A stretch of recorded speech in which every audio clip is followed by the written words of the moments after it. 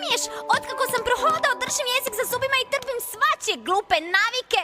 Ali sad mogu reći što god želim. Osjećam se... To radiš? Jer znam da...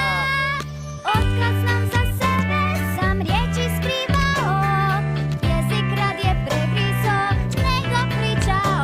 Jer snage mi je mankalo, sad ću reći sve. Sve točno kako osjećam i nek svi čuju me. Nek svi čuju me, reći će nam istinu, ima svoje mišljenje. Odreći će nam istinu, nešto novo za nas sve. Ma sami nju baš jako vole, samo zbog toga što ima love. Samo zbog toga što ima